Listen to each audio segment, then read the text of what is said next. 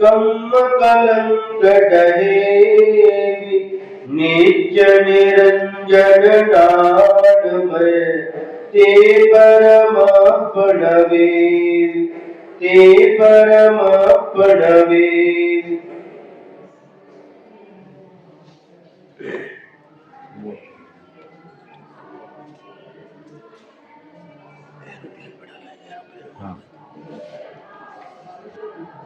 दोहा सूत्र नंबर 108।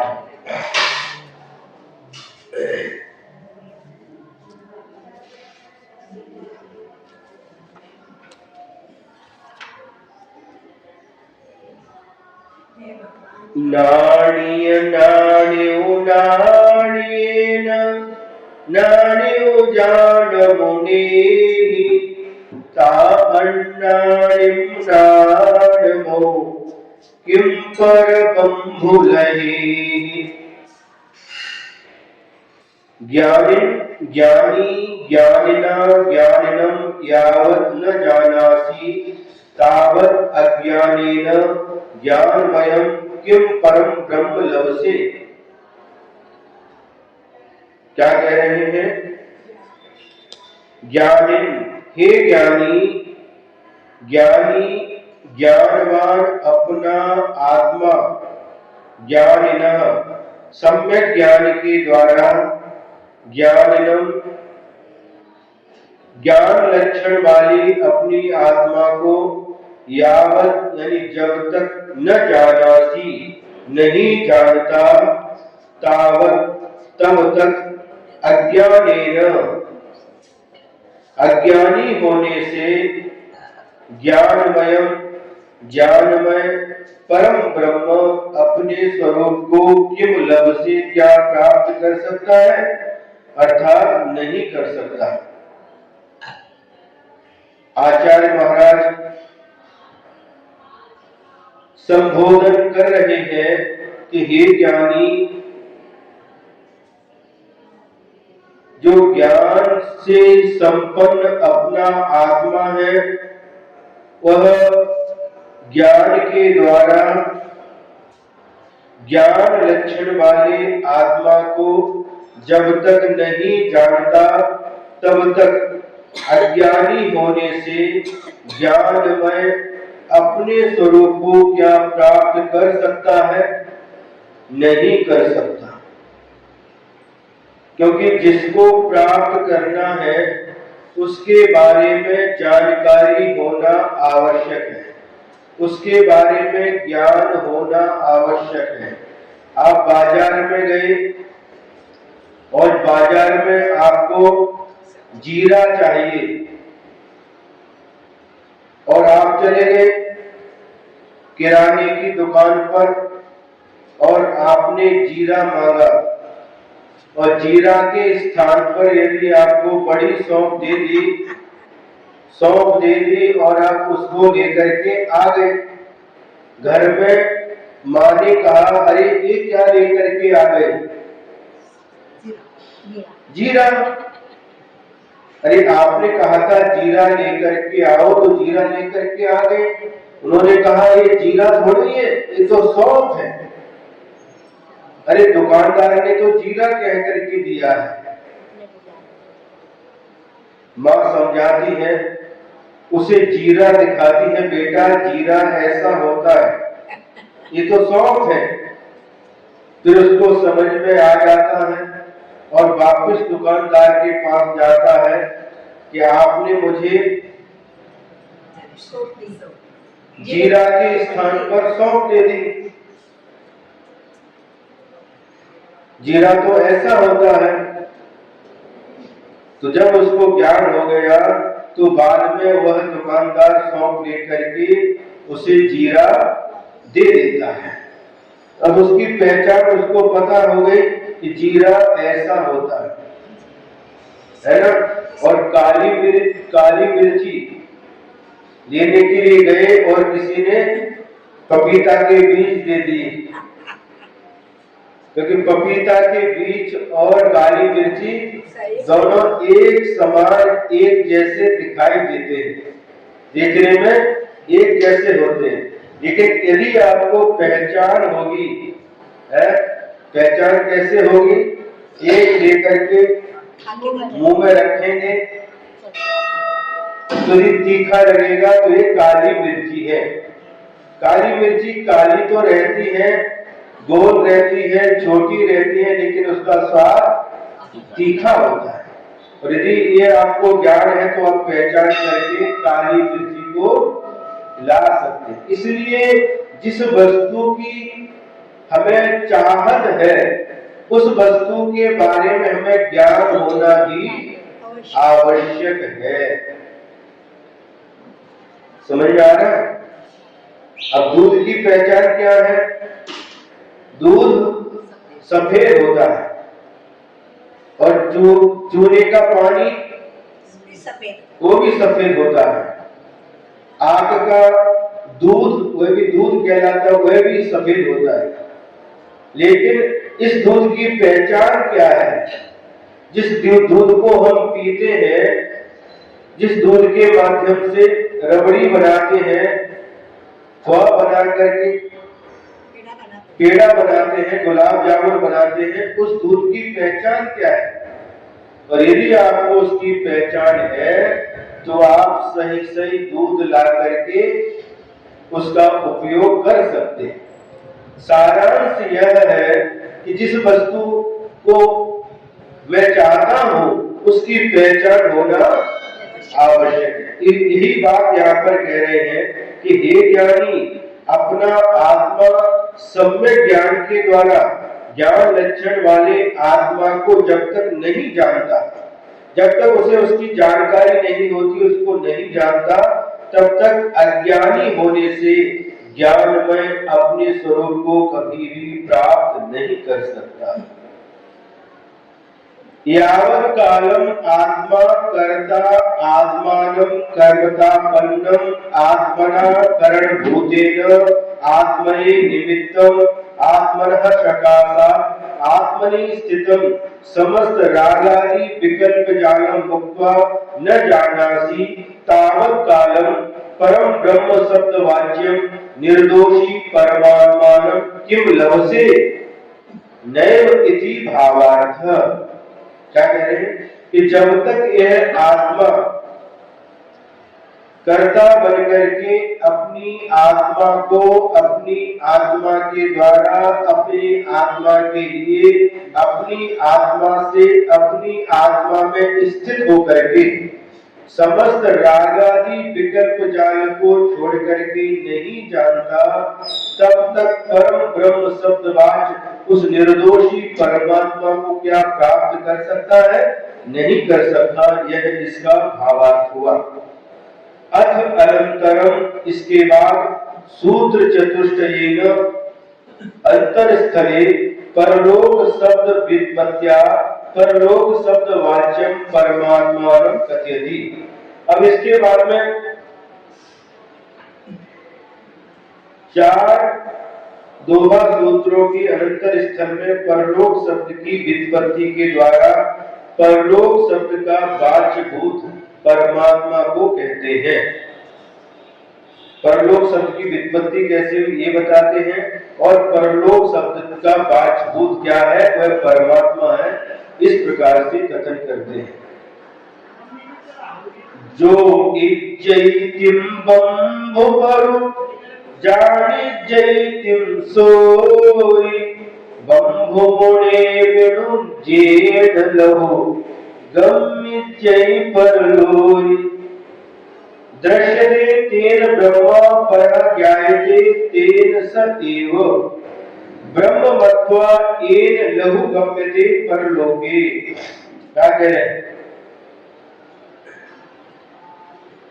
परम ब्रह्मा, वह परम ब्रह्म शुद्धात्मा, तेन माने उसी पुरुष के द्वारा दृश्यते देखा जाता है। तेन उसी पुरुष के द्वारा सएव वही शुद्धात्मा ज्ञायते जाना जाता है। ये जो पुरुष जिस कारण ब्रह्म मत्वा अपना स्वरूप जानकर परलोके, परलोक मतलब यहाँ पर क्या है? परलोक माने दूसरा लोक नहीं है, किंतु परमात्म तत्व में लघु गम्यते शीघ्र ही प्राप्त होता है। क्या? तो जो ज्ञानी पुरुष है उस पुरुष के द्वारा या उस आत्मा के द्वारा शुद्धात्मा नियम से देखा जाता है, और उसी पुरुष के द्वारा वही शुद्धात्मा जाना जाता है। जो पुरुष जिस कारण अपना स्वरूप जानकर परमात्म तत्व में शीघ्र ही प्राप्त होता है, यह असौ शुद्ध निश्चयेन शक्ति रूपेण केवल ज्ञान दर्शन स्वभाव परमात्मा। जो यह शुद्ध निश्चय से शक्ति रूप से केवल ज्ञान और केवल दर्शन जिसका स्वभाव है वह परमात्मा होता है। सब परमात्मा सर्वेषां सूक्ष्म एकेन्द्रिय आदि जीवानां शरीरे पृथक पृथक रूपेण तिष्ठति। और वही परमात्मा जिसका केवल ज्ञान और केवल दर्शन स्वभाव है, वह सभी जीवों की सूक्ष्म एकेन्द्रिय आदि समस्त जीवों के शरीर में पृथक पृथक रूपेण तिष्ठति, अलग अलग रूप से रहता है, ठहरता है। स एव परम ब्रह्मा, वह ही परम ब्रह्मा है। स एव परम विष्णु, और वही परम विष्णु है। स एव परम शिवो वा भण्डते, वही परम शिव कहा जाता है। वही ब्रह्मा है, वही विष्णु है और वही परम शिव है। तेन न अन्य कोपि परिकल्पितः जगत व्यापी तथा एव एको परम ब्रह्मा शिवो वा अस्ति इति। और इसलिए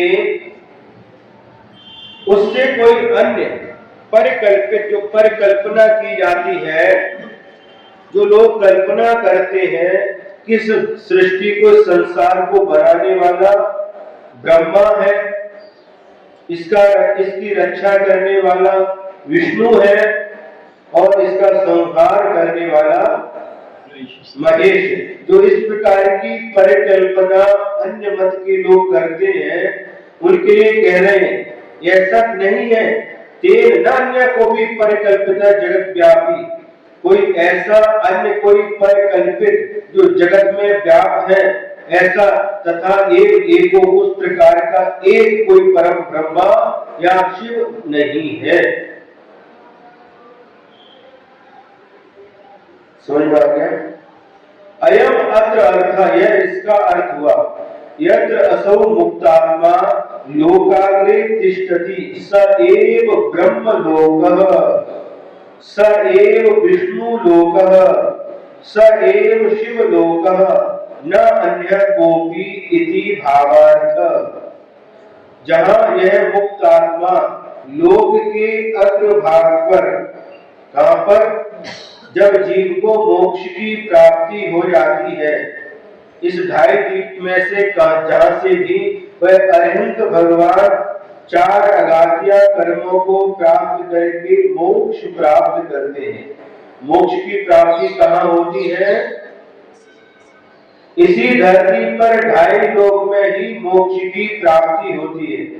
और वह आत्मा उस समय इस शरीर को छोड़ करके एक समय में लोक के अग्रभाग पर जाकर के स्थित हो जाता है। सिद्ध भगवान कहाँ रहते हैं? सिद्धशिला पर। सिद्धशिला कहाँ है? ऊपर। ऊपर कहाँ है? इस छत के ऊपर, ऊर्ध्वलोक में। ऊर्ध्वलोक में कहाँ पर है? जो सिद्धशिला 45 लाख योजन वाली है, उस पर सिद्ध भगवान विराजमान नहीं है। हम लोग सोचते हैं कि सिद्धशिला के ऊपर जो अर्धचंद्राकार है उसके ऊपर सभी सिद्ध भगवान बैठे हैं।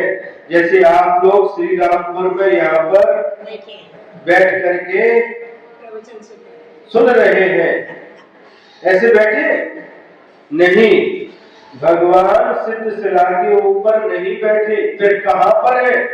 लोक के अग्रभाग पर, जहां पर लोक समाप्त हो जाता है, जहां से अलोकाकाश प्रारंभ हो जाता है, लोक के उस अंतिम छोर तक वह सभी सिद्ध भगवान विराजमान है। कैसे विराजमान है? अधर में। भगवान, सिद्ध भगवान का शरीर तो होता नहीं, सिद्ध भगवान अशरीरी होते हैं। तो सिद्ध भगवान की आत्मा उनके जो मस्तिष्क के प्रदेश है, जो अंतिम शरीर रहता है, जिस शरीर से मोक्ष की प्राप्ति होती है, उसी आकार में आत्मा के प्रदेश लोक के अग्रभाग पर जाकर के स्थित हो जाते हैं। जिसका जैसा शरीर है उसी प्रकार के आत्मा के प्रदेश वहां पर स्थित होते। मान लीजिए किसी ने खड्गासन से मोक्ष प्राप्त किया, तो उसकी आत्मा के प्रदेश सिद्ध भगवान के खड्गासन में रहेंगे।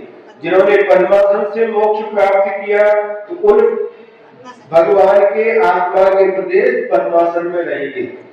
आदिनाथ भगवान के शरीर की अवगाहना 500 धनुष थी, तो कुछ कम 500 धनुष के आकार में सिद्ध भगवान के आत्मा के प्रदेश स्थित रहेंगे। अंतिम तीर्थंकर भगवान महावीर स्वामी के शरीर की अवगाहना 7 हाथ की थी, तो उनके आत्मा के प्रदेश कुछ कम 7 हाथ प्रमाण वहां पर स्थित है। ऐसा समझना चाहिए। 3 बात वलय है। अंतिम बात वलय में सभी के आत्मा के जो सिर के प्रदेश है, सिर के स्थान के वहां स्थित है। हम लोग यहाँ पर धरती पर बैठे हैं, तो जिसकी हाइट कम है वह सिर से नीचे दिखाई देता है ना? अथवा खड़े हैं तो खड़े जमीन पर एक समान खड़े हैं, जमीन पर कोई भी अंतर नहीं है। लेकिन ऊपर जब हम देखते हैं तो उनके सिरों में अंतर दिखाई देता है। जिसकी हाइट कम है उसका सिर नीचे दिखाई देता है, जिसकी हाइट ज्यादा है उसका सिर ऊपर दिखाई देता है। लेकिन सिद्ध शिला पर ऐसा नहीं है। जो सिर रहता है वहां पर सभी समान है। समझ में आ रहा है? और उसके नीचे पैर के प्रदेश जो छोटे हैं तो वो ऊपर की तरफ है, जो बड़े हैं वो नीचे की तरफ है। महाराज एक उदाहरण के माध्यम से समझा दीजिए। सुनिए, जो गुब्बारे आते हैं, गुब्बारे क्या बोलते हैं आप लोग? फुग्गा। और जिसमें हवा भरते हैं, पहले जमाने में मुंह से हवा भर करके और उसमें कुछ रस्सी धागा बांध देते थे। आजकल के जो गुब्बारे आते हैं उसमें गैस भर देते मशीन से। हाँ, अब उस गैस को भर दिया। कोई छोटा आकार वाला है, कोई बड़ा आकार वाला है। कई प्रकार के जो फुग्गे गुब्बारे हैं उनको आपने गैस भर दी और गैस भर करके धरती पर रख दी। लेकिन वह उठ करके छत पर जाकर के टिक जाते हैं। छत पर जाकर के टिक गए तो वहां पर जब टिके हैं तो सब ऊपर से तो एक समान दिखाई दे रहे हैं। लेकिन जब हम नीचे देखेंगे तो कोई छोटा है, कोई बड़ा है, नीचे से छोटा बड़ा दिखाई देता है, ऊपर से सब समान है। बस यही स्थिति सिद्ध भगवान की लोकाग्र पर होती है। ठीक है। अब वही मुक्त आत्मा लोक के अग्रभाग पर रहते हैं, वही ब्रह्म लोक है और वही विष्णु लोक है और वही शिव लोक है। सिद्धों को ही वही उपाधि, सिद्धों को ही वो उपाधि क्या जो सिद्ध है वही ब्रह्म लोक है, वही विष्णु। हाँ, वो सिद्धों को भी है और संसार अवस्था में सभी के लिए कहा है। पहले क्या कहा था? जो शक्ति रूप से केवल ज्ञान और केवल दर्शन स्वभाव वाला परमात्मा है, वह सभी जीवों में सर्वेशाम सूक्ष्म एकेंद्रीय आदि पंचेंद्रीय पर्यंत समस्त जीवानाम, समस्त जीवों में के शरीर में पृथक पृथक रूप में तिष्ठति, सभी के शरीर में पृथक पृथक रूप से रहता है। और वही स एक परम ब्रह्मा, वही परम ब्रह्मा है जो सभी के शरीर में विद्यमान आत्मा है, वह आत्मा ही परम ब्रह्मा है, और वही आत्मा परम विष्णु है, और वही आत्मा परम शिव है। इस प्रकार से वह शक्ति रूप से, लेकिन व्यक्ति रूप से वे मुक्ति को प्राप्त हुए सिद्धात्मा जो है वही परम ब्रह्मा सिद्ध भगवान शक्ति रूप से। ये व्यक्ति रूप से, शक्ति और व्यक्ति समझते? जिस प्रकार से दूध के अंदर शक्ति रूप से घी है, अभी उसकी व्यक्ति नहीं हुई, व्यक्त नहीं हुआ, शक्ति है उसमें, शक्ति रूप से वह घी विद्यमान है। और जब हम उसको दही जमा करके मंथन करते हैं तो ऊपर लौनी आ जाती है और उसको तपा देते तो घी बन जाता है। अब ये घी कैसा हो गया? व्यक्ति रूप हो गया। दूध के अंदर यह शक्ति रूप से है, लेकिन यह घी बनने के बाद यह व्यक्त हो गया। उसी प्रकार से यह परमात्मा शक्ति रूप से प्रत्येक संसारी प्राणियों के शरीर में विद्यमान है। एक इंद्री, दो इंद्री, समस्त जितने भी चार गतियों में जीव हैं, 84 लाख योनियों में जितने भी जीव हैं, सभी के शरीर में यह शक्ति रूप से यह परमात्मा विद्यमान है। लेकिन व्यक्ति रूप से सिद्ध भगवान, और वहां पर व्यक्त हो गया, जैसे घी बन गया वह व्यक्त हो गया, उसी प्रकार से सिद्ध भगवान के अंदर वह परमात्मा व्यक्त हो चुका है। वही व्यक्त रूप से सिद्ध भगवान क्या है? वही परम ब्रह्मा है, वही परम शिव है, वही परम विष्णु है। वह व्यक्त रूप से, संसार अवस्था में शक्ति रूप से। ठीक है, आगे चलते हैं। मुनिवर विंद हरिहर जो मन निवसई देव, परहजित पर तरुणाढ़ बहु सोचई परलो। क्या कहे? मुनिवर वृंदानाम हरिहराणाम यह मनसी निवसति देव, परस्मात् अपि परतर ज्ञानमय स उच्यते परलोक। अब परलोक क्या है? परम ब्रह्म परम लोक कहते हैं। परलोक क्या है? इसके लिए कह रहे हैं कि यह माने जो आत्मा मुनिवर वृंदानाम, मुनिवर मुनि राजों के समूह में, समूह के, और हरिहराणाम हरिहर इंद्र वासुदेव रुद्र आदि के मनसी मन में निवसति रहता है, वह स माने वह परस्मात् अपि परतर उत्कृष्ट से भी उत्कृष्ट ज्ञानमय ज्ञानमयी परलोक उच्यते कहा जाता है।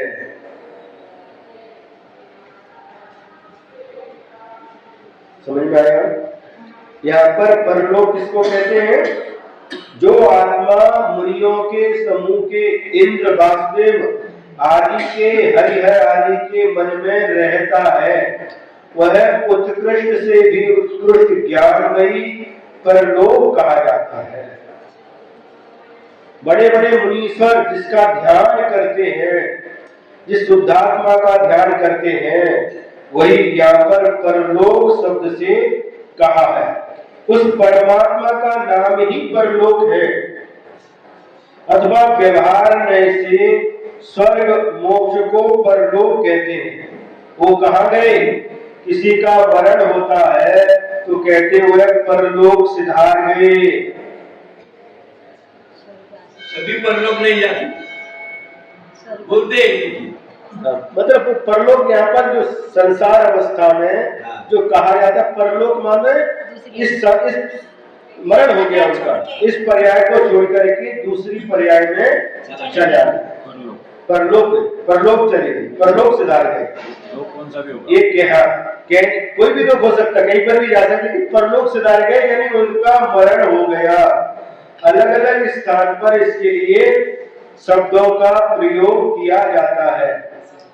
कई कहते परलोक सिधार गए, कई कहते वो शांत हो गए, स्वर्गीय हो गए, कई कहते स्वर्गवासी हो गए, कई जगह कहते मर गए, कई जगह कहते हैं खत्म हो गए, शांत हो गए। शांत हो गए। अलग अलग जगह अलग अलग शब्दों का उपयोग किया जाता है।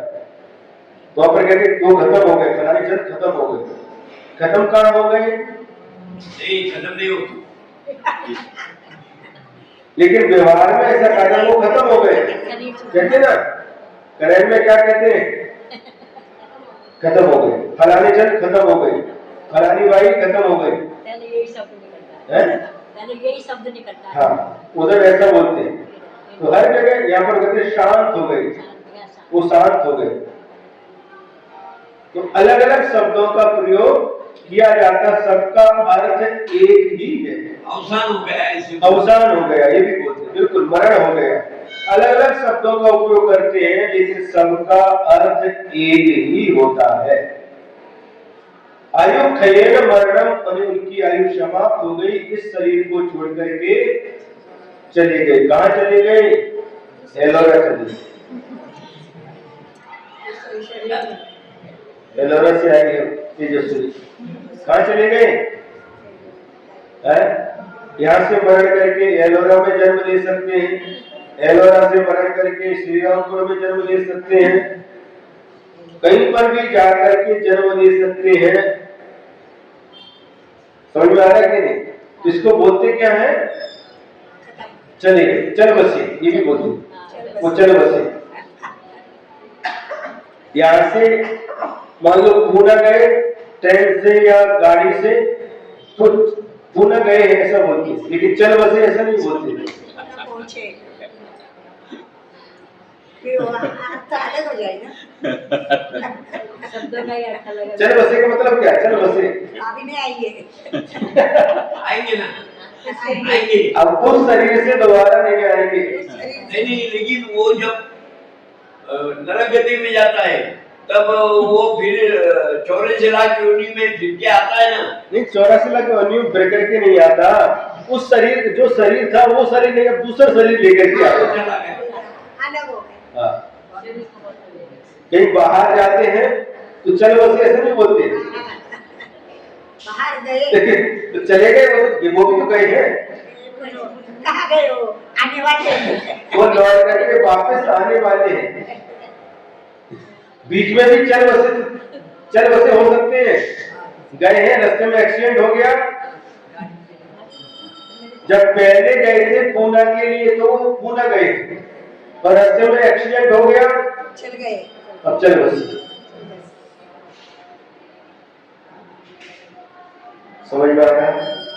एक एक शब्द का अलग अलग अर्थ होता है, और एक ही शब्द का अलग अलग देश में अलग अलग अर्थ निकलता है। सब एक ही, ऐसा भी होता है। हाँ, ऐसा होता है। जैसे मराठी में मलाई, दूध की जो मलाई होती है उससे क्या बोलते हैं? साय, साय बोलते हैं, साय। और कर्नाटक में, कन्नड़ भाषा में साय का मतलब मर जाओ।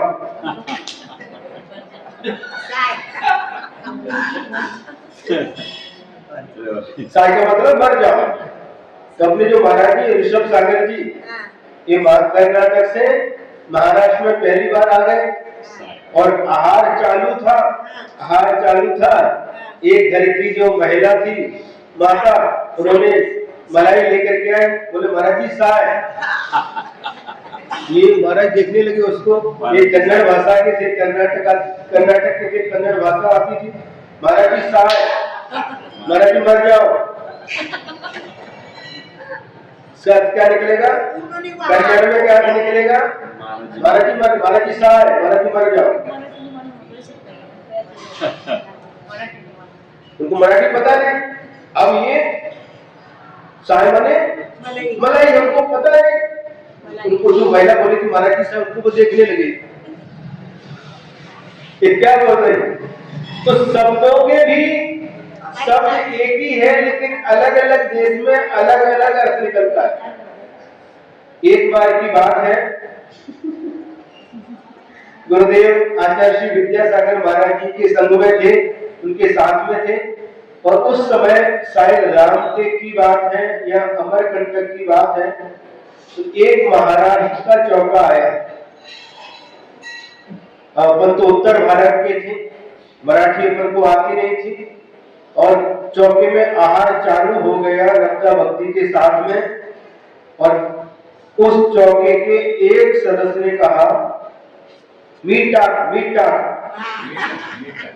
मीट, हमने अंतराय कर दिया, क्योंकि मांस को इंग्लिश में मीट बोलते हैं, हमने अंतराय कर दिया शब्द, क्योंकि शास्त्र में लिखा है, मूलाचार में लिखा है, ये शब्द सुनने के बाद भी अंतराय होता है। मांस शब्द कह दिया किसी ने तो अंतराय होता है। वो हाथ से पकड़ा इसलिए सुनो तो, मांस शब्द, खून, मांस ऐसे शब्द, हड्डी ऐसा शब्द उपयोग कर दिया तो वो शब्द सुन करके भी अंतराय होता है। महाराज ले लो, इससे खून बढ़ता है, इससे हड्डी मजबूत होती, महाराज ले लो। तो ऐसे शब्दों का भी प्रयोग नहीं करना चाहिए। महाराज हमारा चमड़े की वस्तुओं का त्याग है महाराज जी, लेकिन श्रावक का इतना विचारवंत रहता है, नहीं, उनकी भाषा में प्रयोग करता है, ये प्रयोग करता है, ठीक है, लेकिन इस प्रकार से मन में अच्छी तरह से सोच समझ करके बोलना, नहीं तो बोलना ही नहीं। सबसे अच्छा हम चौके में किसी को बोलने नहीं देते, हमारा भी बोल आपका भी बोल, बोलने क्यों नहीं बोलने देते? क्योंकि बोलते समय हमारे मुंह से छोटे छोटे धूप के कण उचड़ते रहते हैं, और वो जाकर के आप बैठे कटोरी लेकर के बैठे और बोले तो वो कहा जाएगा धूप कटोरी में जाएगा, है ना? हमको पहले पता नहीं था, दीक्षा के 4-5 साल के बाद में एक व्यक्ति आए और आहार चालू था और बोले, आकर के कुछ बोले, शुद्धि बोले या कुछ बोले, उनका थूक उचड़ करके हमारे यहाँ हाथ पे गिरा, हमको दिख गया बब्बल जैसा, हमने तुरंत अंतराय कर दिया।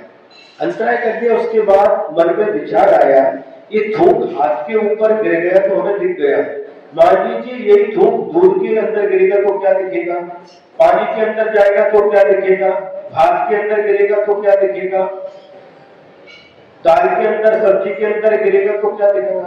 तब से हमारी मन में गिलानी बैठ गई, तब से हमने क्या नहीं, बोलना ही नहीं, कीप साइलेंट। आप शुद्धि बोलिए, कई लोग की आदत होती है, आएंगे हाथ धोएंगे और खड़े रहेंगे, जब आहार देने का अवसर आया उनके हाथ में कटोरी दे दी, फिर बोले मन शुद्धि, वचन शुद्धि, काय शुद्धि, आहार जल शुद्ध, महाराज कटोरी के ऊपर बोलते, ये गलत है।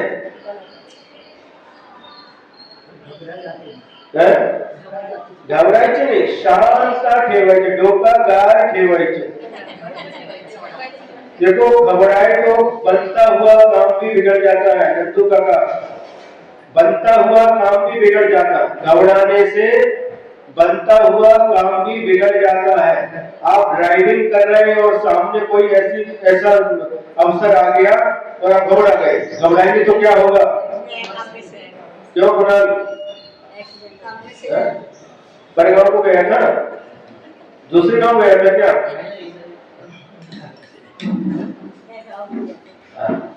क्या होगा यदि ड्राइवर ड्राइविंग करते समय सामने से गाड़ी आ गई और उसको देख के घबरा गए तो क्या होगा?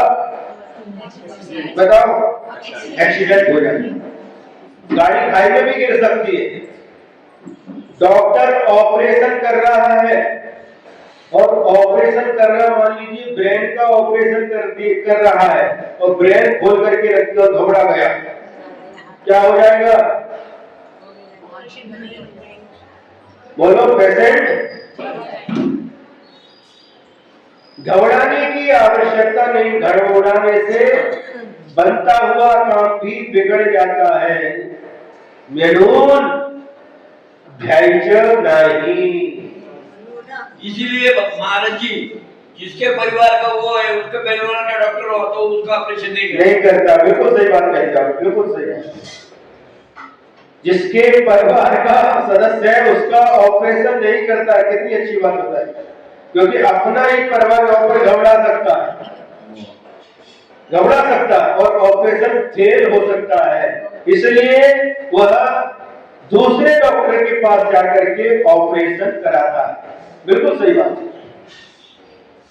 अच्छे से अच्छा डॉक्टर है, स्पेशलिस्ट है, फिर भी वह अपने परिवार के सदस्य का ऑपरेशन नहीं करता, वह उसके लिए दूसरे डॉक्टर के पास जाता है। उठ चलिए बस, समझ में आ रहा? तो घबराने से बनते हुए काम भी बिगड़ जाते, इसलिए कभी भी घबराना नहीं। भीड़ करते हैं, गर्दी करते हैं और सीधे आकर खड़े। काम क्या करना चाहिए? वहां पर जो लोग खड़े सभी आहार देना चाहते, सभी से आहार लेते भी है, लेकिन उधर व्यवस्था भी देखना चाहिए। सामने लाडू रखे हैं, बर्फी रखी है और उसमें मक्खी भिड़ रहा है उसके ऊपर, अरे उसको ढाको, तो व्यवस्था देखिए। 4-4 लोग आइए, आहार दीजिए और वापस जाइए। वही भीड़ करके खड़े होंगे तो क्या होगा? आप भोजन करने के लिए बैठे और आपके सामने थाली परोसी और 20 लोग, आपको 25 लोग खड़े हो गए, क्या होगा? है नहीं जाएगा भोजन। महाराज का क्या हाल होगा सोचो आप। गर्मी का समय है, महाराज तो ज्ञानी होते हैं, उनकी तरफ देखते नहीं, वो भगवान की तरफ देखते। अरे देखते तो हैं, लेकिन फिर भी उस समय क्या दशा होती है, इसलिए विवेक रखना। सामने 4 ही लोग रहना और सब पीछे रहना। वो 4 चले गए, बाद में दूसरे 4 आकर के देना, शोधन करना। अनुशासन आकर के क्या देने का नाम क्या? उसके पहले देखना, शोधन करना, बस निकालना महाराज के हाथ में। श्रीरामपुर में 2 बार हो गया, इतने बड़े बड़े बाल, दोनों बार इतने बड़े बड़े बाल आए। तो पहले देखो, खड़े रहेंगे, ऊपर खड़े नहीं रहना, स्टेचू बन करके देखना, शोधन करना क्या चीज दे रहे हैं, डायरेक्ट निकाल करके देना नहीं। जिनकी आंखें नहीं होती हैं, जो अच्छी तरह से शोधन करके, उनके हाथ में पहले देना। नहीं महाराज हमने देख लिया, अरे देख लिया ठीक है, आपके देखने में और जवान आंखों वाले होते उनके देखने में बहुत अंतर होता है। एक घटना सुना है आपको?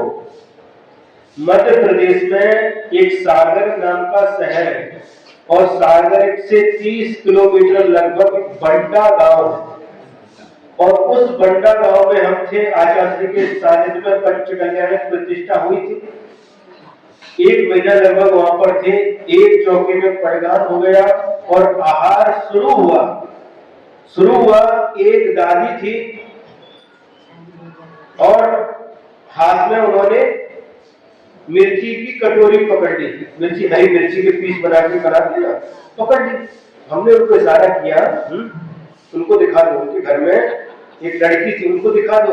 नहीं महाराज हमने देख लिया, महाराज हमने देख लिया, ठीक है। और पहला गिलास था और उन्होंने क्या किया, मिर्ची का एक पीस ऐसे उठाया और यहां तक उसका बाल लटक रहा। सुनो तो, अब आकर के वो हमने देख लिया, हमने अंजलि पीछे कर ली। अरे नहीं महाराज हमने देख लिया, नहीं महाराज हमने देख लिया। तो जो लड़की थी उनको बताया, देखो हमने देखा नहीं, दादी का हाथ पीछे गया, दादी कितना बड़ा बाल है ये। तो ऐसा होता है, आपके देखने में और जवान आंखों के देखने में बहुत अंतर होता है। इसलिए जो जवान रहते हैं, जिनकी आंखें अच्छी हैं, उनके हाथ में डायरेक्ट महाराज के सामने लाना नहीं, कभी भी नहीं लाना। पहले उनको दिखाओ, बेटा अच्छे से देख लो। महाराज गर्मी का महाराज का आहार अच्छा होना चाहिए, ये नहीं रहना चाहिए हमने हमारे हाथ से ऐसा नहीं, कोई भी नहीं, महाराज का आहार अच्छा होना चाहिए, निरंतराय होना चाहिए। आप कितनी बार पानी पीते हैं? दिन भर पानी पीते, गिनती नहीं। महाराज कितनी बार पानी पीते हैं? 1 बार। उसमें भी अंतराय आ गया तो फिर 24 घंटे तक 1 बूंद भी पानी मिलता नहीं। इसलिए आहार देने की अपेक्षा शोधन महत्वपूर्ण होता है। एमपी में दादी लोग कई ऐसे भी रहते हैं, तो बैठते पीछे, आप दो अच्छी तरह से हमारा कार्य होना चाहिए, लास्ट में आकर के देने। शुरू में दूर रहना, लक्षात आला की नाही? लक्षात आला पण कळत नाही, लक्षात येते पण कळत नाही। वो क्या होते नहीं कड़कपन बढ़ता है। कड़के पर बढ़त नहीं, कड़के पर बढ़त नहीं। क्या? कड़कपन बढ़त नहीं। समझ में आता पर इसलिए भीड़ नहीं करना, भीड़ पीछे रहना और घबराना नहीं, घबराने वाले दूर बाहर से देखना, देखने में भी उतना ही पुण्य है। जिसको घबराते कई लोग ऐसे आ जाते। कोल्हापुर में एक वकील एडवोकेट थे, एडवोकेट रिटायर हुए थे, 75 से ऊपर उम्र। अब उन आहत तेरे 16 बैठ के आ गए और उनसे कहा, शुद्धि बोलो, शुद्धि। 75 साल से भी ज्यादा उम्र थी। उन्होंने बोला शुद्धि बोलो, बोले शुद्धि। उनको शुद्धि बोलना भी नहीं आता। तुमने तो अच्छे से एडवोकेट बोला, लेकिन हम उनको हड़वा कोट बोलते। तो कई प्रकार के लोग मिलते हैं, कई प्रकार के गांव में जाते, कई प्रकार के लोग मिलते हैं। तो इसलिए अपन को क्या विचार करना कि बस महाराज जी का आहार निरंतराय होना चाहिए, बीच में अंतराय नहीं आना चाहिए। हमने नहीं दिया तो चलेगा, लेकिन आहार निरंतराय होना चाहिए। और कई बार आती बुढ़ी आ जाती है, बोलती कोई बच्चा शोधन करने की, अरे हमने शोधन कर लिया, हमने बड़े बड़े आचार्यों को हार दिया है, हमने आचार्य धर्म सागर जी को हार दिया, हमने आचार्य देवभूषण महाराज जी को हार दिया, हमने आचार्य विमल सागर जी को हार दिया है, हमें सब आता है। अरे तो जब हार दिया तो तुम जवान थी, अब बुढ़ी हो गई। उस समय आंखें अच्छी थी, अब आंखों की रोशनी कम हो गई। तो शोधन कर ही लिया तो दोबारा शोधन करने में क्या घाटा क्या है? एक बार मान लो कर भी लिया, दूसरे ने कर लिया, हो सकता है आपकी पकड़ में ना आए, दूसरे की पकड़ में आ जाए। इसलिए शोधन करने में कभी भी आलस नहीं करना चाहिए। बात तो हो गया। हाँ, तो उस क्या कह रहे थे, जो आत्मा मुनीश्वरों के समूह के और इंद्र वासुदेव आदि के मन में रहता है, वह उत्कृष्ट से भी उत्कृष्ट ज्ञानमयी परलोक आया। उसे परलोक कहते हैं, परलोक की बात चली थी। उस परमात्मा का नाम ही परलोक है। व्यवहार नए से स्वर्ग और मोक्ष को परलोक कहते हैं। स्वर्ग और मोक्ष का कारण भगवान का धर्म है, इसलिए केवली भगवान को परलोक कहते हैं। परमात्मा के समान अपना आत्मा है, वही परलोक है और वही उपाधि भूत है। सो पर बुच्चैलो परो जसुमई तिथु बसे, जही मई तही गई जीव, जीवनिय में जेन हवे।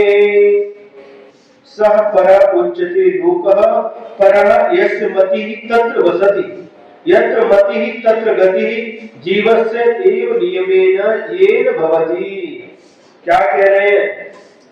वही परलोक कहा जाता है। जिसका मन अपनी आत्मा में है, वही ज्ञानी जीव परलोक का कहलाता है। और यशमती जिस भक्त जीव की बुद्धि तत्र उस अपने आत्म स्वरूप में बसती रह रही है, अर्थात वह विषय कषाय विकल्प जाल के त्याग से अपने स्वसंवेदन ज्ञान स्वरूप में स्थिर हो रहा है। स वह पुरुष पर निश्चय से परलोक उत्कृष्ट जन यानी परलोक उच्चते कहा जाता है।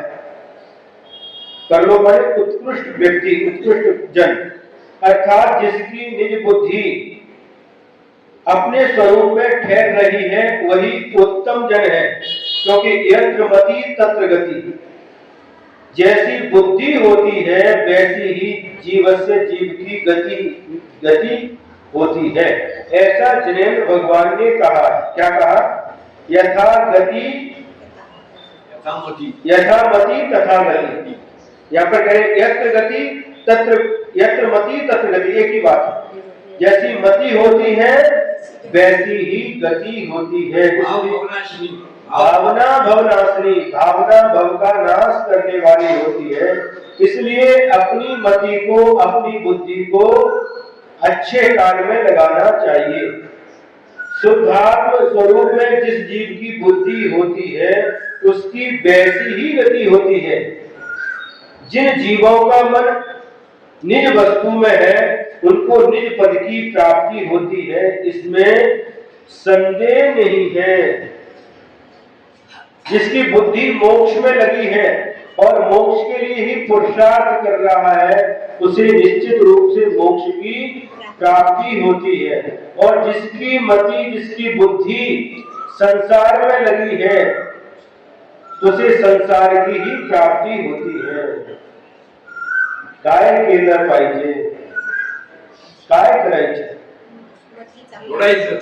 काय सोडायचं, राग द्वेष मोह क्रोध हाँ। पंचेंद्रिय विषय व्यापार बिल्कुल बिल्कुल और ये व्यवहार का निश्चय करने सोडायचं, बरोबर आहे, सोडायचं, पण सोडायचं, सोडायला सोपा नाही। म्हणणं सोपं आहे. सोपा नाही, पण त्या मार्गावर चालणं तुम्ही आत्ताच म्हटले महाराज, ज्याचं मन ज्याच्यावर एक त्याला प्राप्त होतं। बरोबर आहे, पण एवढं सोपं नाही। बोलणं सोपं. हळूहळू प्रयास केलं पाहिजे, प्रयत्न केलं पाहिजे। हळूहळू प्रयत्न केलं पाहिजे। थोड़ा थोड़ा प्रयत्न करेंगे तो निश्चित रूप से हम उसको छोड़ेंगे। जिसकी जिसमें मन रहता है उसी प्रकार से जिसकी बुद्धि, मन जिसमें रहता है उसी की उसे प्राप्ति होती है। एक उदाहरण मिलता है, एक व्यक्ति मरण, सुनो, एक व्यक्ति का मरण हो रहा था और मरते समय किसी ने वहां पर खरबूजा ला करके खरबूजा कर दिया और उन्होंने त्याग कर दिया था और उनका मन उस खरबूजे में चला गया। मरण करके खरबूजे में जाकर के कीड़ा बन करके उत्पन्न हो गए, लट बन गए खरबूजे में, है ना। परसों 2-4 दिन पहले हमने उदाहरण सुनाया था, वो राजा था, धन में बहुत आसक्ति थी, तो मर करके काला काला नाग बन करके उस धन के ऊपर जाकर के बैठ गया। तो जिसमें बुद्धि रहेगी उसी में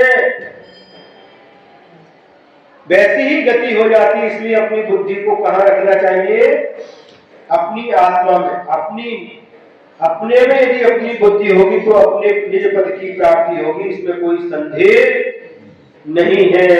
यद्यपि आर्त रौद्र अधीनतया स्वशुद्धात्म भावना चितो भूत्वा पर भावेन परिणमति तदा दीर्घ संसारी भवति।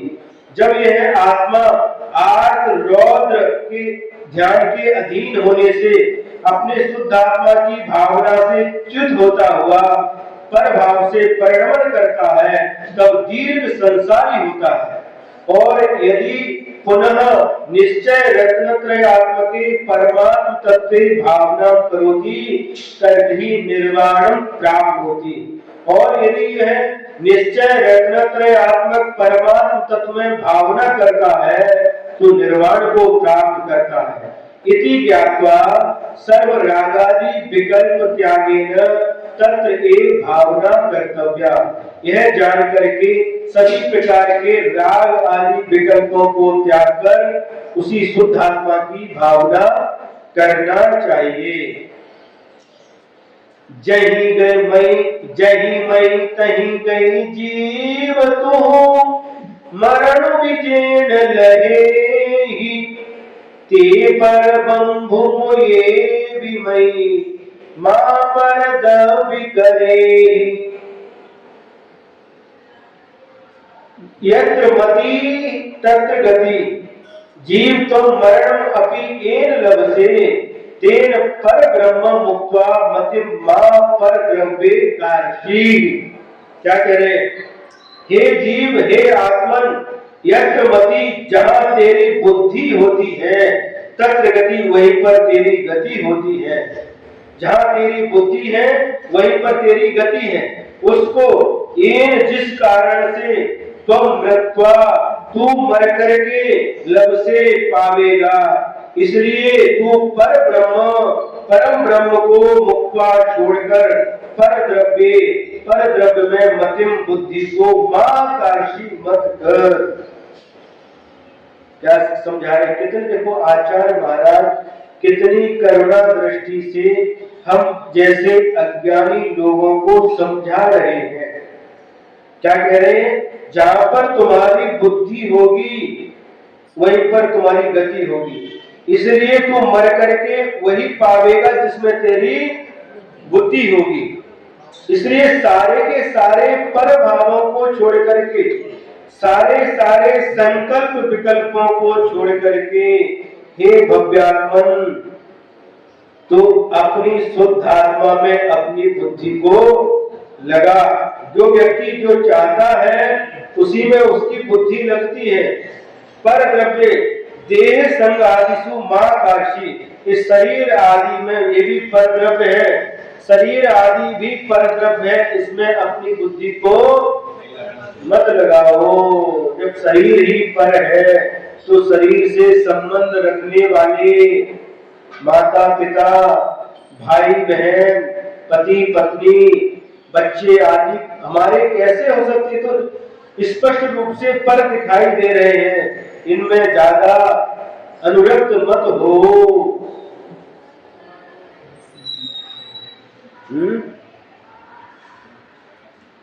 समझ में आ रहा है? महाराज समझ में तो आता है, करते पर वड़क नहीं। हाँ, इसलिए ये सब पर द्रव्य है।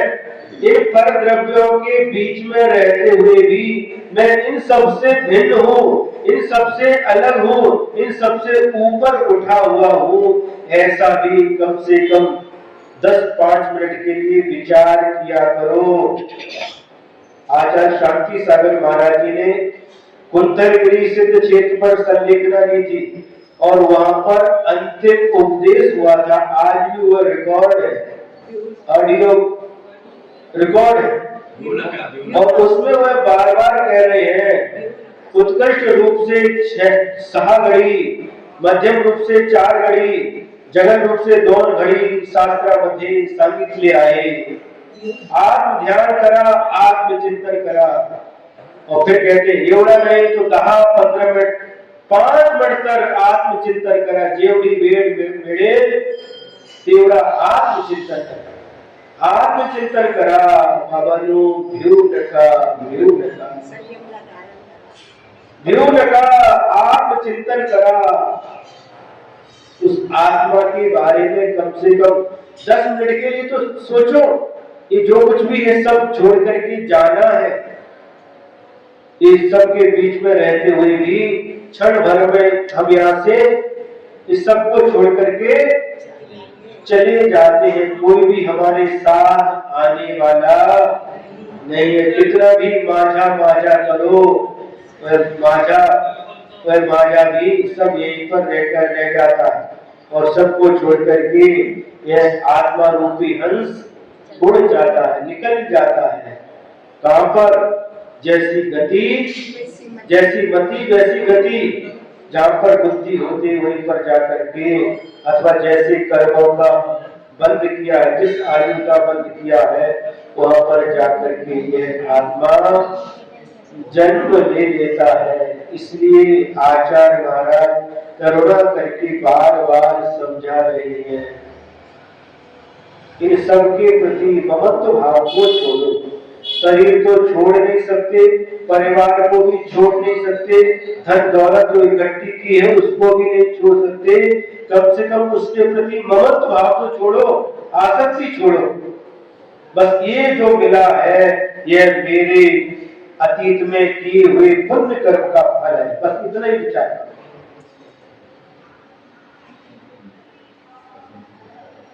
ये पुण्य कर्म का फल है, और जब जाएगा, निकल जाएगा तो ये हमारे पाप कर्म का फल है। मेरे ही कर्म का फल मुझे भोगना पड़ता है।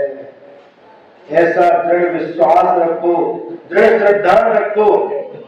मेरे ही कर्म का फल मुझे भोगना पड़ता है। दूसरे के द्वारा किए गए कर्म का फल मैं नहीं भोग सकता है। क्यों? स्वयं जेवण केल्यानंतर पोट भरते. आई जेवण केले ते बाळाच्या पोट भरत नाही. बाळ जेवण केल्यानंतर आईच्या पोट पण भरत नाही. स्वयं जेवण केलं पाहिजे. इसलिए अपना जो भोजन करेगा उसका पेट भरेगा. उसी प्रकार से जो जैसा कर्म करेगा उसको वैसा ही फल मिलेगा. इसलिए कर्म के फल में आतुर नहीं होना, दुखी नहीं होना, किंतु कर्म करते समय सावधानी रखना. कितनी सुंदर बात कही है. यत्र गति तत्र मति. जहां पर तेरी बुद्धि है वहीं पर गति होती है. इसलिए तू मर करके वही पावेगा. इसलिए परम ब्रह्म को छोड़ करके, परम आत्मा को छोड़ करके पर ब्रह्म में बुद्धि मत लगाओ. कितनी अच्छी बात कही है. थोड़ा थोड़ा अभ्यास करो. यदर्थ मात्रा पदवाक्यहीनम् मया प्रमादाद् किञ्चनोक्तम् तन्मे चमित्वा विदधातु देवी सरस्वती के बलबोधिनभ्यम्. बोधि समाधि परिणाम शुद्धि सात्मोपलब्धि शिव सौख्य सिद्धि चिंतामणि चिंतितमस्तु दाने कौवन्द्यमानस्य ममास्तु देवी. कौवन्द्यमानस्य ममास्तु देवी. द्वादशांतिवाणी माता की जय. परम उपकारी परम पूज्य आचार्य गुरुवर श्री विद्यासागर जी महाराज की जय. महाराज की समस्त मणि संघ की जय.